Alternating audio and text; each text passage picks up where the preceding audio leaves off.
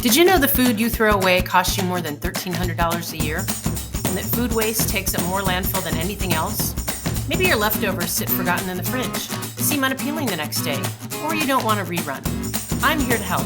I'm Diane Watson, the leftover chef, and I'll show you how to quickly transform your leftovers into new and delicious dishes. Let's get cooking. Hi everybody, and welcome to Leftover Chef. I'm your host, Diane Watson. Thank you for being here. I hope everybody had a really great Easter weekend. And for my Jewish friends, I hope you're having a fantastic Passover. Today, we're going to take your leftover Easter ham and transform it into a delicious, easy, simple dish. Now, I know everybody likes to make ham sandwiches, but you can only eat so many ham sandwiches. So what I'm going to show you how to make today is an au gratin potato with chunks of ham in it. And if you have leftover Passover brisket, that works really well in this dish too. Here's what you need: 4 potatoes, 3/4 cup of cheese, a cup of milk, 2 tablespoons of melted butter, and your leftover Easter ham. This is so easy, you will never use boxed au gratin potatoes again.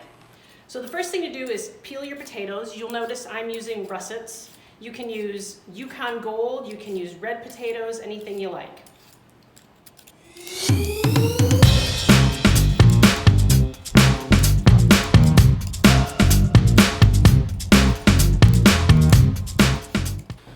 Exhausted. So the first thing we're going to do is cut up our potatoes, and I like to cut them in pretty thin slices, so maybe about half to a quarter of an inch thick.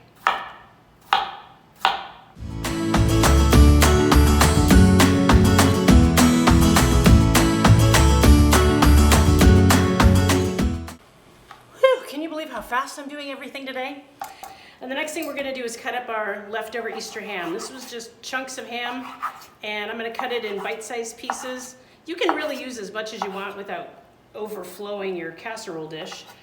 This is probably going to be about a cup, a little bit more perhaps. That's a little tough. I'm going to get rid of that piece.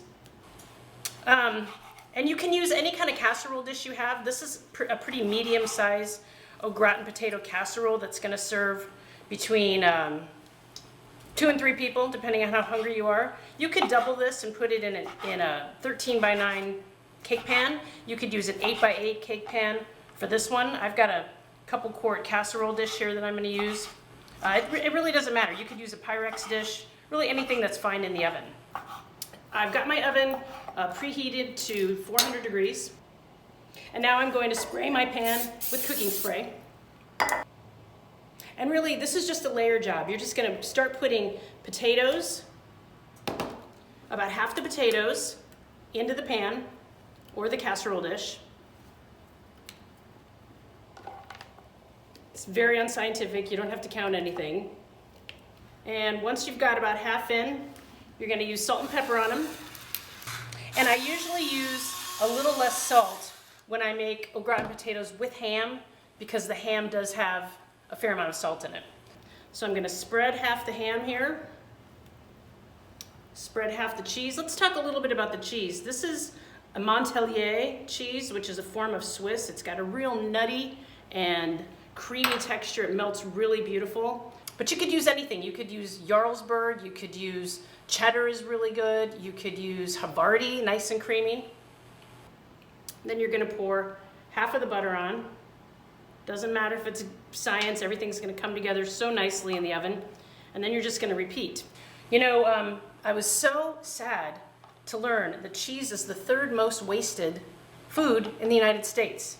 And you won't believe how much cheese is thrown away. 3.1 million slices a day. And the thing that just shocks me about that is, of all the foods that I talk about trying to preserve and use up, cheese has a shelf life in the refrigerator longer than lots of other foods. And it can last a long time if it's stored properly. The way to store it properly is to wrap it tightly in plastic wrap. And if it gets a little bit moldy, you could just cut off the part that's moldy. It's amazing how far cheese can go. All right, we've got our ham and our potatoes, round 2. Oh, I forgot to salt and pepper that. Let's get that in there.